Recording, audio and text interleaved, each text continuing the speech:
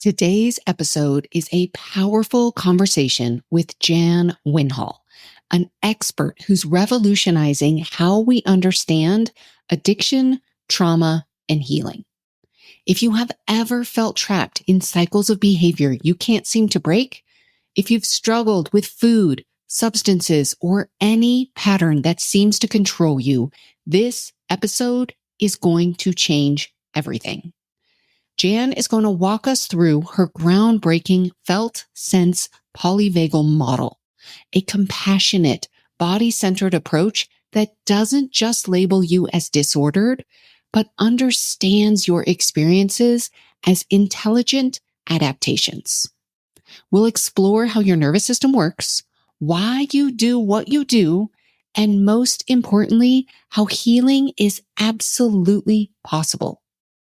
Get ready for an incredibly validating, science-backed conversation that will help you see yourself and your struggles with new eyes.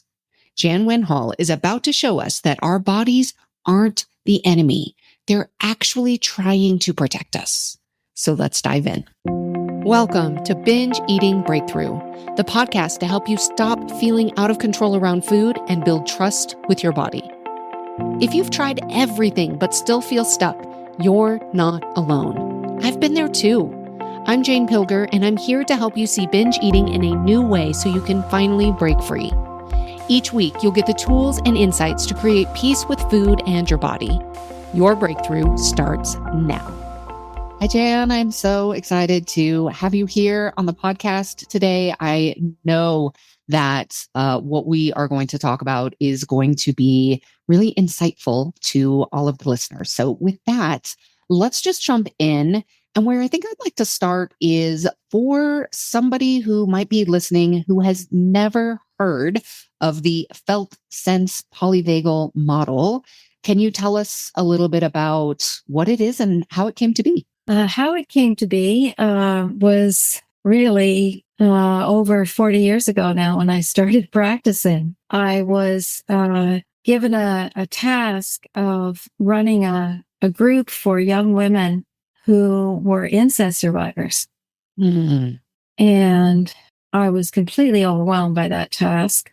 I was fresh out of grad school, and I ended up in a job in a hospital setting that was in a really high needs area in the city in Toronto where I live. And the psychiatrist there had started this program for incest survivors, which was very unusual. Although the feminist community back then were addressing sexual abuse and incest survivors quite a bit, actually, more than now, which is worrisome. Wow. Yeah. Well, who talks about incest now? Nobody. Yeah. Well, it hasn't stopped, I don't think. Yeah. So that's another project, another book. But back then, I don't know how he got this idea, but bless his heart, really, Jerry Cooper, he started this program. We had families coming with perpetrators into the hospital setting, doing family assessments and working with the young women that were in the family. They were, interestingly, they were all women, which again is not really, it's not reflective of the situation, but that's where it was almost 45 years ago. And so I started working with these women. I started working in groups, and I realized that the traditional way that they were being treated in the hospital setting was terrible. They were all diagnosed with borderline personality disorder, which meant they were kind of like seriously thrown away. And nobody wanted to work with them. So they gave me the job because I was the newbie. Which was great for me because they left me alone. And so we had, a lot of them were inpatients. They were put on a lot of medications. And I'm not totally against medication, but that was basically the treatment. And so then I started working with them in groups, and I just realized that what was going on in their bodies was what was really telling the story, Jane. It wasn't because they weren't even ready to tell the story. They couldn't put into words what was unspeakable that happened. but their bodies were telling the story big time. And so back then we didn't talk about the autonomic nervous system and polyvagal theory because it was no polyvagal theory. But we did talk about numbing and flooding. And so I grew to understand over time that, of course, what we were describing as flooding was intense flight fight energy in the body, the sympathetic branch of the nervous system. And numbing was what Steve Porges eventually named as the dorsal branch of the nervous system, the shutting down place in the body. So I don't know how familiar your listeners are with polyvagal theory or the autonomic nervous system, but just to say, because it's a complex theory, that's for sure. Yes. But it's really just about, not just, but it's about in the simplest way, the vagus nerve in the autonomic nervous system. And the vagus nerve is the largest cranial nerve. It comes all through the body. It has branches all through the body, or like pathways that come up into the brainstem and bring up information about what's going on in the body through the heart rate, through the gut, through our lungs, our stomach. And so it's giving us constantly, in an unconscious way, all this information about what's going on in our bodies. And what's going on in our bodies is determined by how safe we feel, right? How able we are to regulate our breath, our breathing, to be able to be present and to attend to what's going on. And so it's incredibly important that we pay attention to how safe we feel and how that is impacting our capacity to be well, both physically and emotionally in the world. Yeah. So it's very important. How safe we feel really determines how we experience life, right? And the easiest way to kind of describe that is, if I feel comfortable and safe here, we're both having a nice conversation and it's kind of fun and whatever. But if a loud noise occurs, you and I are both probably going to jump, or at least, Yeah, a little bit, because our bodies are shifting up into flight fight, which I think most people know. They know what that feels like in their body. That's the sympathetic branch of the nervous system, which is mobilizing to help us, to protect us, to either fight back or to get out of there. Yes. And what Steve Porges named was that there's another branch or another part of that vagus nerve that hadn't been identified before, that actually comes after the flight fight, which is when we collapse and shut down because fighting and getting out of there aren't possible. And that shutting down place is the place of dissociation and collapsing. And so the theory really took off because all of us that were trauma therapists, we knew that place. We saw it in people's bodies all the time, where they fold in and they feel shame, and we collapse into ourselves to try to protect ourselves. So it's like hibernating in the base of your house. As you say this, I can just picture myself sitting on the couch after a binge in that place of collapse, of shame, of, that I can just picture myself. And I'm sure that anybody listening can also picture exactly what that experience feels like. Yeah. Yeah. That experience of collapsing and then often really numbing feelings and sometimes losing time, right, is often the only place of relief in a body that is living in that trauma feedback loop of flight, fight, and then collapse, and then flight, fight, and then collapse. And that's where these young women who were being sexually assaulted by family members were living, because there was no safety of that ventral branch of the vagus nerve that's online, that comes above the diaphragm and then up through into the face and around into the ear in particular. And when we just don't feel safe enough, that part of the vagus is just shut down. Yeah. So it was a combination of first looking for a way to work with people in their bodies, because I knew that all this talking stuff wasn't working. First of all, they couldn't articulate Yeah. very much of what had happened. And they began to over time, but I think that's mostly because we paid attention to the need for safety. And that awareness, while a lot of younger therapists will think that comes from polyvagal theory, it does, but it also comes from feminist therapists like Sandra Butler, who were unbelievably skilled, Laura Davis and Ellen Bass, who wrote The Courage to Heal, and of course, Judith Herman, who wrote Trauma and Recovery. Yeah. And so I always want to really pay attention and honor those women because they were, and other women back then in particular, where there was a real movement to get that out there and to develop feminist theory and to really appreciate that establishing safety is the most important thing. And then polyvagal theory reinforced all of that. But the first place that I got to wasn't polyvagal theory because it wasn't around then. It was Eugene Gendlin's work in working with the felt sense in focusing is what he called it.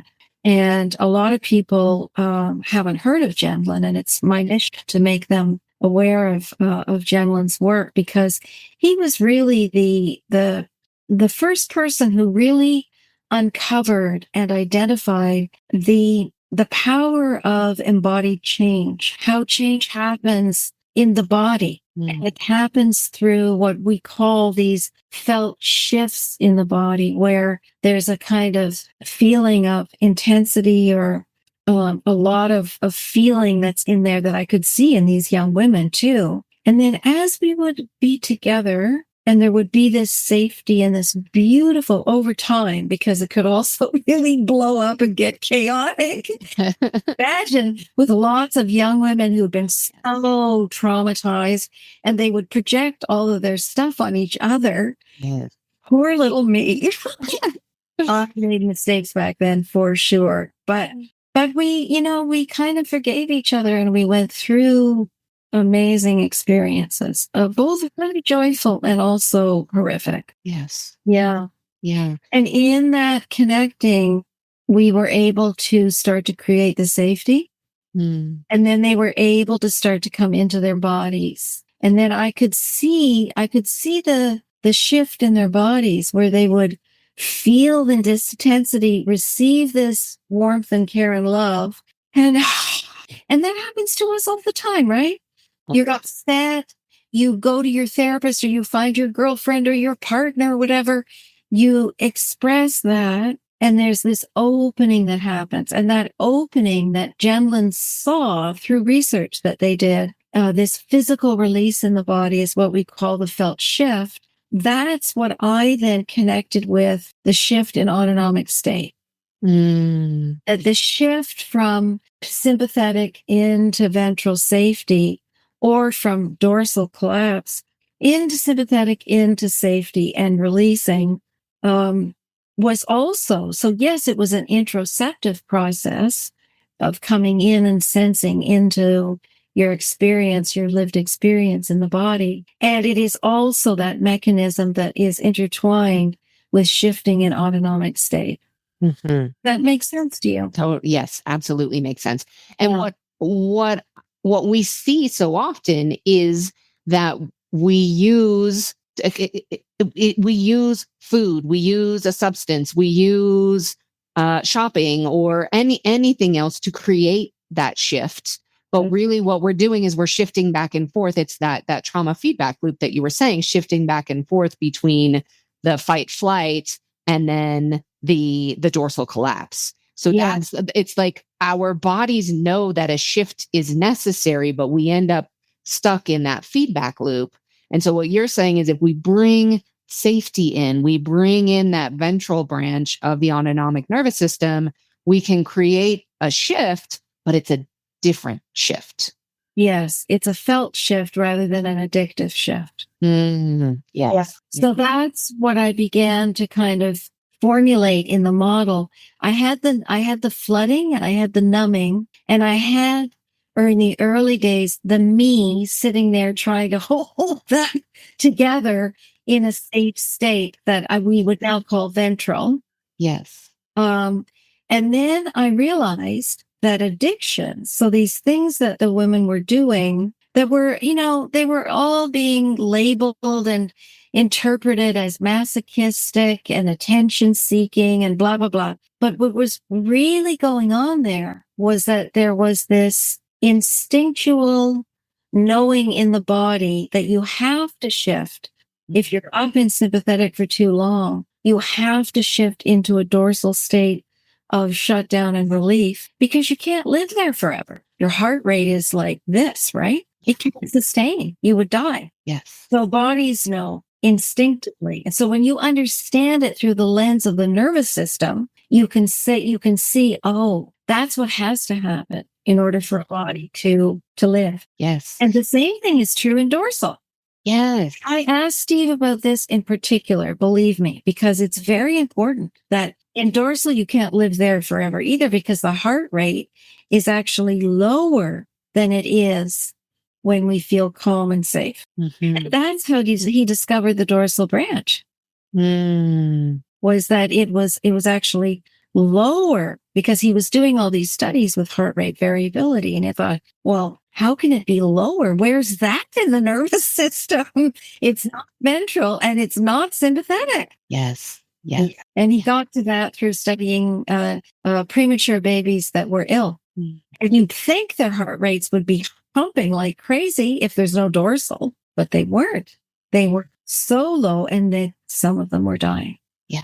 And so bodies know that too. If you're in a dorsal state as an adult and you can't stay there forever, the body will instinctively look for high risk behaviors, right? Mm-hmm. Or behaviors that pump a lot of adrenaline and cortisol into the body, i.e., repeating unsafe sexual experiences, for example. Well, you can say that's masochistic, or those people are stupid, or what are they doing? Or you can understand that their body is returning to a neural pathway that shifts them into sympathetic so they can survive. Yeah. And that neural pathway was laid down in the context of sexual abuse. And so that body, that brain knows that neural pathway and how to return to it. And that is huge in terms of how we understand self-harming behaviors. And so binging and purging is the same thing. Mm-hmm. If you binge and then you purge, it shifts you back and forth between the stimulating aspect of it and the dorsal shutting down aspect. Yes, exactly. Exactly. I remember when I first learned about the nervous system, I learned about polyvagal theory. I love being introduced to you and this felt sense model, which brings a whole nother layer, which is just incredible. And I remember when I initially learned about polyvagal theory and I learned about the nervous system, and I could really see my binging in the light of the nervous system. And oh, wow. Okay. So I get into that sympathetic, that fight or flight. So much of my life, I lived there. Yeah. And then I would use the food to bring me down, but then I would go all the way down and into that dorsal shutdown. And really, I think it was only, and I could see that. I could see the pattern of going up and down. I could see that I never slowed down. I never even gave myself a break, except it was almost like my body was forcing me to slow down, forcing me with a binge because then, yes.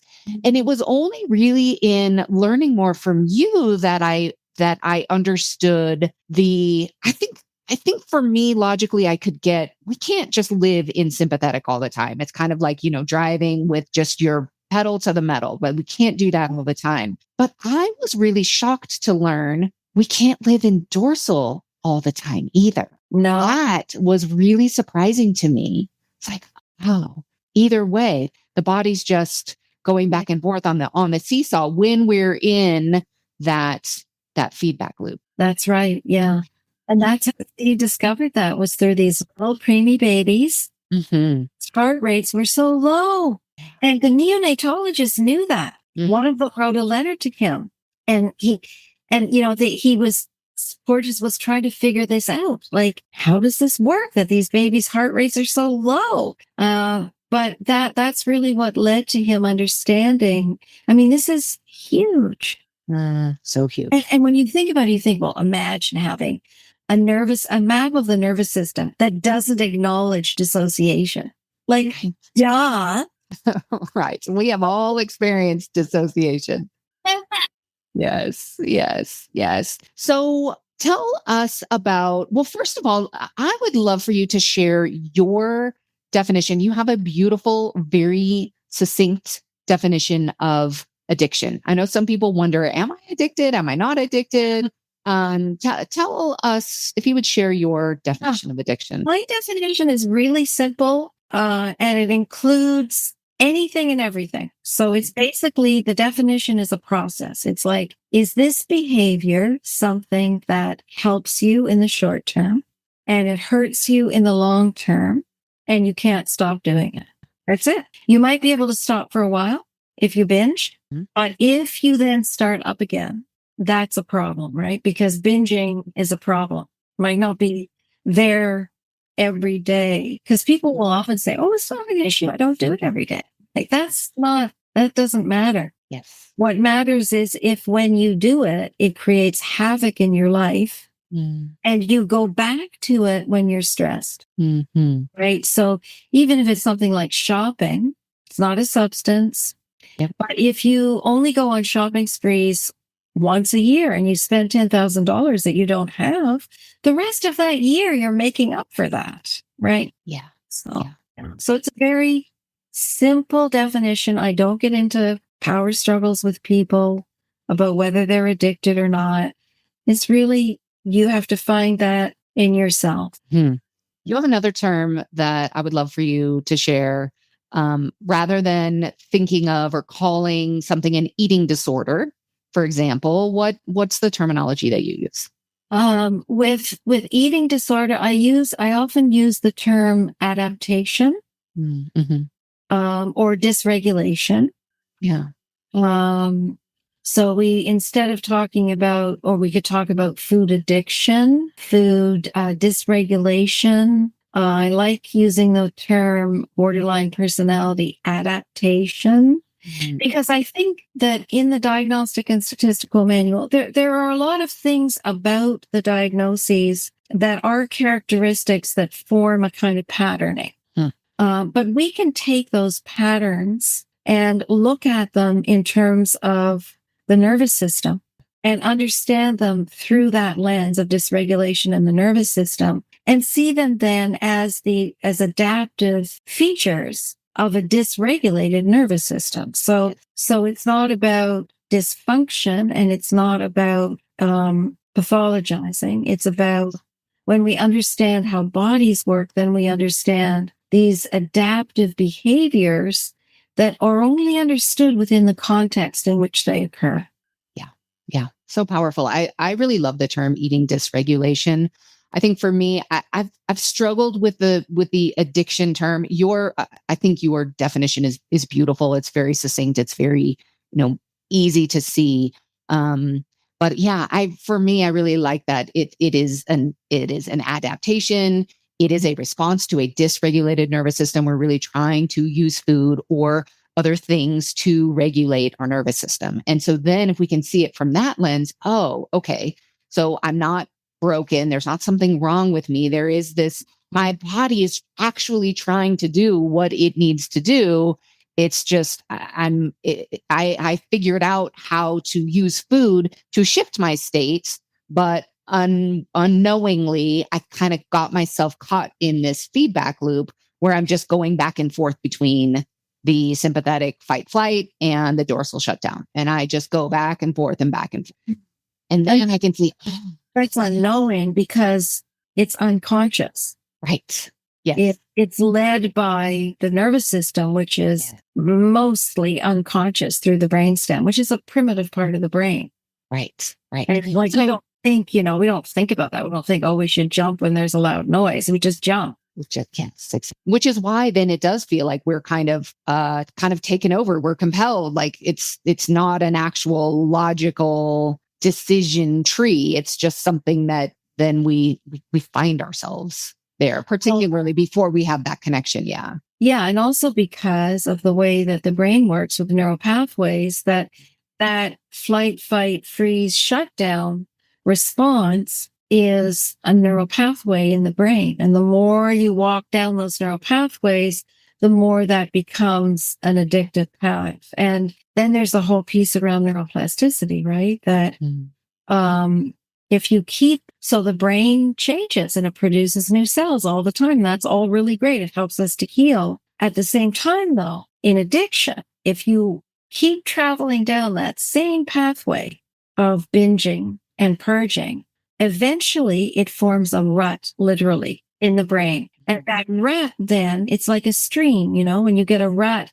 then water flows into that same stream because of the rut. Yes. That rut we call the plastic paradox, because while cells keep reproducing and all, that's all great, if you keep walking down the same pathway, they stop. And it becomes a rut. It becomes this paradox. You can only do it so much, and then it becomes this stuck place. And then that's why, in part, it's so difficult to change those pathways and to heal from addiction.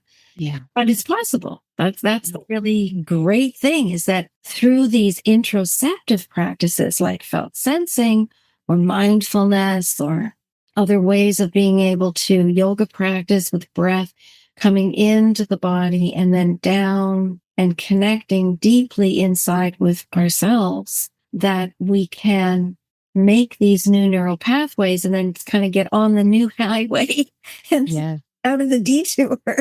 Yes, exactly. So if we have people listening, I am sure there are people listening right now who are maybe having some insight, some wow. Yes, I can see this. I can see myself in this pattern. I can see that I am in this pattern of going back and forth. I'm in this, kind of feedback loop between fight, flight, dorsal shutdown. Perhaps I've been doing this for so long. Maybe I've made a rut for myself. What do I do now? What do I do? What are some practical things that we can give the listeners who can start to create any sort of connection, any sort of bringing in this ventral branch that can help them create a little bit more safety? I mean, safety at the end of the day, that's what we need to create for ourselves is safety.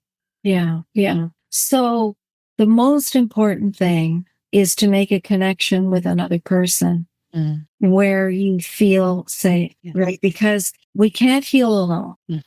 And we can't heal in relationships where we're not safe. Yes. It's not possible in the body, in the nervous system. The ventral branch of the vagus, where we feel safe, is where healing happens.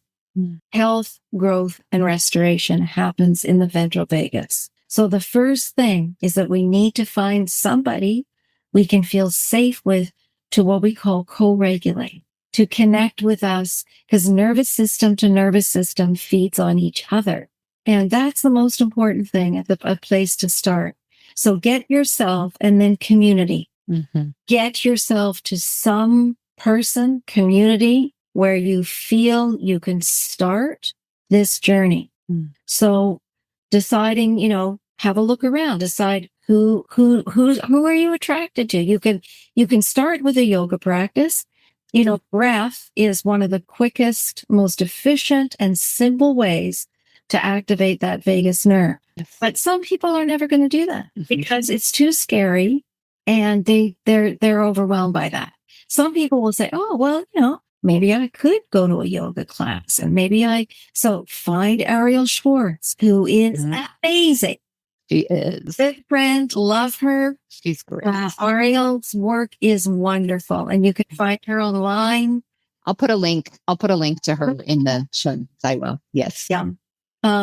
You can find lots of breathing, breath work, available on the Polyvagal Institute website. You can come and find me, janwinhall.com. I'm going to start running community practice groups based on my book in January through the Polyvagal Institute. And I have a training that about for therapists and coaches. Yep. You can go to church or synagogue or wherever you end up finding you're attracted to a group that has meaning for you. You can find Friendly Circle Berlin. who are amazing. Doing work with them, Somatic Mondays. We're doing a book study. There's so many things of it. You could start with the book study. So it's kind of safe, it's like it's online. They're doing one of my book. I'm doing one of my book. You could start with a friend. You just say to your friend, I've got a problem and I want to talk to you about it. And I feel really ashamed. Mm-hmm. But that's the first step, right? Yes. Yes, absolutely. I will link these in the show notes. I have a couple of podcast episodes that are going to go along with some of the suggestions that Jan just mentioned. So one of them is I have an episode about co-regulation and the power of co-regulation. So I will put that link in the show notes. Also, I have a podcast episode called How to Talk to Your Loved Ones About Your Secret Eating. So if you are a person who has never talked to anybody about your struggles with food, I've got a podcast episode that will walk you through the decision of, and it really is, I didn't use these exact words, but it really is the decision of, is this a safe person to talk to? Because that safety is so paramount. So I will put both of those in the show notes as well, as far as a resource. Now, tell us, Jan, you have mentioned your book. You have at least a couple of books, right? So tell us a little bit about your books and this book study that you have coming up.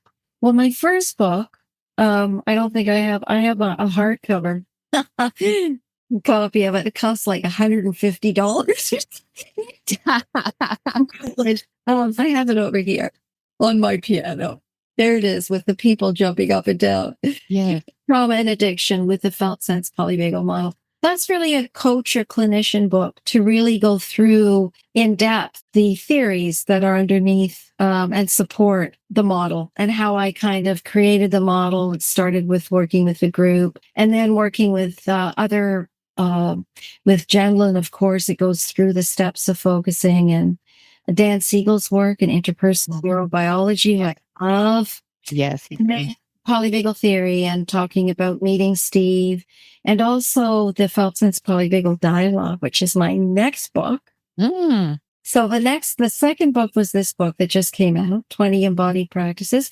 And really it takes you through the healing journey of working with the felt sense and working with the nervous system through 20 embodied practices. And that's what we're going to be doing the community practice groups of the Polyvagal Institute website in the new year. November, we're going to do a kind of intro to it. So excited about that because this is an amazing book. I'm about halfway through this book and I have an audio too, right? I narrated the 20 embodied. I narrated the whole book. Oh, powerful. That would be amazing too, to really be able to have somebody walk you through it. Yes. Yeah. Read the practices. And so in the community practice groups that we're going to be doing, people will have focusing partnerships where you share in an embodied way and you can listen to me saying the practices throughout it.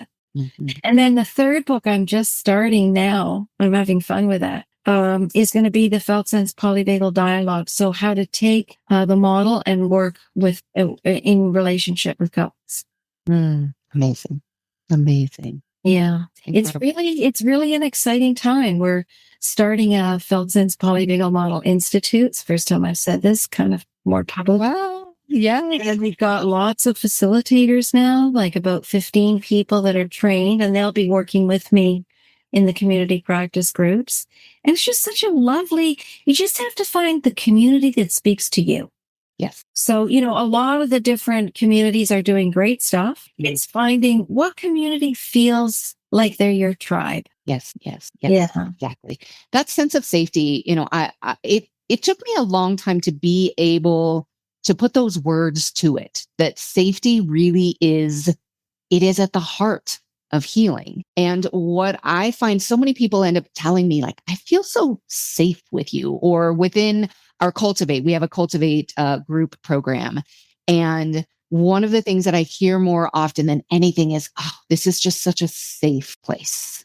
And so it's like when you do create that sense of safety, there is something that we literally open up. And like you said, being able to kind of understand from the nervous system, that is the ventral branch. It is where that healing and growth and restoration happens.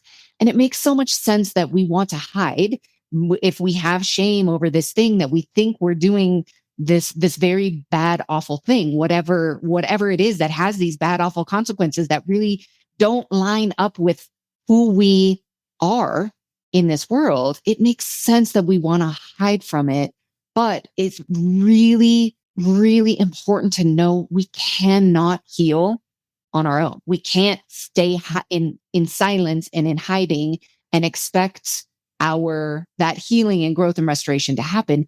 It happens in the ventral side, which necessitates safety, other people having that sense. So yeah, so powerful. Well, that's the thing that I think is the most powerful thing about this 12-step program is the sense of community. People who find safety there really find that sense of community.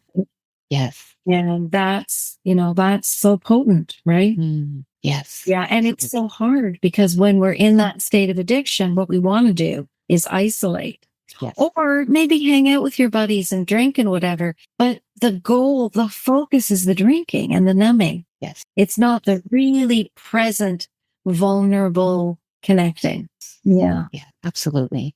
Jan, is there anything else that you would like to share? Anything I didn't ask you? Anything that you feel that... Well, I think the one other thing, Jane, is to really encourage people to check out focusing.org as well, because working with focusing and with the Felt Sense, Jan, worked with Carl Rogers, and they created this 6-step process that helped people to come down deep into the body. And this is where healing really occurs. And we focus in partnerships. And so that's a big part of the model, is working with another person and sharing deeply what's happening in the body and learning how to listen in a way that you can really facilitate a shift for the person that you're listening to, and also within yourself. So focusing.org has a lot of resources. Lots of them are free, and it's international. So it's all over the world, just like the Polyvagal Institute.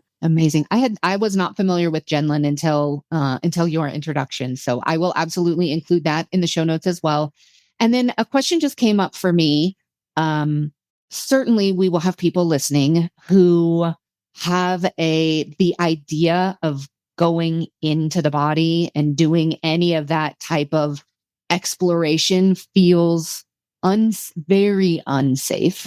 Yeah. How, if somebody is listening and they're like, ooh, like I just can't even imagine that. What would you? Yeah. Well, that's normal. Yeah. In the state of addiction, because being connected to your body means you're connected to your feelings. And when that is just overwhelmingly painful, the body protects us and doesn't go there. It dissociates. Thank goodness. However, when you are in a safer place, you have to kind of teach yourself and encourage your body to slowly begin the process. And so the first 3 practices or something are just about learning how to pause and notice something in the room. And we go very, very slowly with that. First, by honoring that it's not something you want to do, and also appreciating that you don't heal if you don't feel. Yes.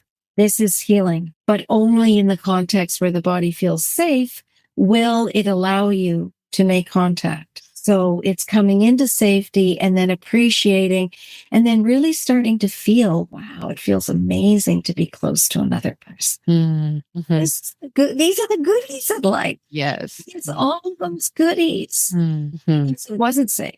But once we have that platform, then we have to start to do that work. And that's where you have to find the right community to help you to do that. Yeah. So powerful.